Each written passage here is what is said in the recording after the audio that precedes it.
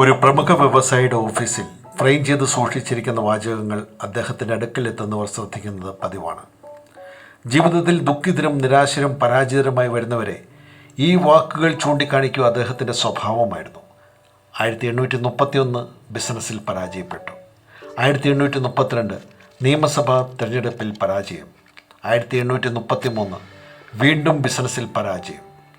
1834 നിയമസഭയിലേക്ക് തിരഞ്ഞെടുക്കപ്പെട്ടു. 1835 കാമുകിയുടെ മരണം. 1836 നാഡീ തളർച്ച.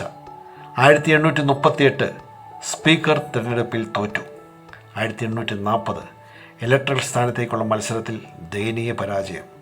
1842 രോഗം ഗുരുതരമായി ആത്മഹത്യ ചെയ്യാൻ ഉരമ്പെട്ടു. 1843 കോൺഗ്രസ്സിലേക്കുള്ള മത്സരത്തിൽ പരാജയം. 1846 കോൺഗ്രസ്സിലേക്കുള്ള മത്സരത്തിൽ വീണ്ടും പരാജയം. 1855 സെനറ്റ് മത്സരത്തിൽ പരാജയം.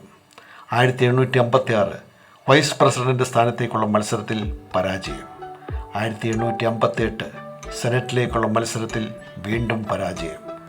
1860 അമേരിക്കൻ പ്രസിഡൻ്റായി തിരഞ്ഞെടുക്കപ്പെടുന്നു. ഏറ്റവും താഴെ വലിയ അക്ഷരത്തിൽ ഇങ്ങനെ എഴുതിയിരിക്കുന്നു: എബ്രഹാം ലിങ്കൺ.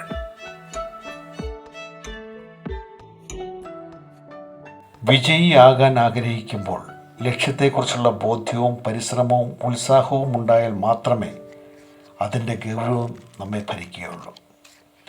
ആരും തന്നെ കഠിന ശ്രമം നടത്താതെയോ കഷ്ടപ്പാടുകൾ സഹിക്കാതെയോ ഒരു രംഗത്തും ശോഭിച്ചിട്ടില്ല. ലക്ഷ്യത്തിൻ്റെ ഉയരങ്ങൾ എത്രത്തോളം വേണമെന്ന് നാം ആഗ്രഹിക്കുന്നുവോ അത്രത്തോളം തന്നെ നമ്മുടെ മനസ്സും ആ ഇച്ഛാശക്തി നേടിയിരിക്കണം. ഇതോടൊപ്പം നമ്മുടെ വ്യക്തിപരവും സാമൂഹികവും പഠനപരവുമായ കാഴ്ചപ്പാട്, അറിവ്, തൊഴിൽ സംബന്ധമായ നമ്മുടെ ആസ്വാദ്യത, സേവനം ചെയ്യുമ്പോൾ ഉണ്ടാകുന്ന നേട്ടങ്ങളുടെ വളർച്ച, ജീവിത ദർശനം, മാറ്റങ്ങൾ സ്വീകരിക്കുവാനും അംഗീകരിക്കുവാനുമുള്ള മനസ്സ്, നിലപാടുകളിൽ ഉറച്ചു നിൽക്കാനുള്ള ധൈര്യം, കൂടുതൽ പുരോഗതിയിലേക്ക് പോകുവാനുള്ള വേഗം, ചുറ്റുമുള്ള കാര്യങ്ങൾ കാണുവാനും മനസ്സിലാക്കാനുമുള്ള കഴിവ്, നാം എന്ന വ്യക്തിയെ അറിഞ്ഞുള്ള പ്രവൃത്തികൾ, ഇവയും കൂടി ഉണ്ടെങ്കിൽ മാത്രമേ നിങ്ങളുടെ വിജയം പൂർണ്ണമാവുകയുള്ളൂ. ജീവിതം സന്തോഷവും സംതൃപ്തിയും നൽകുകയുള്ളൂ. വിജയത്തിലൂടെ കൈവരുന്നതല്ല ശക്തി. നിങ്ങളുടെ പ്രശ്നങ്ങളാണ് നിങ്ങളുടെ ശക്തിയെ രൂപീകരിക്കുന്നത്.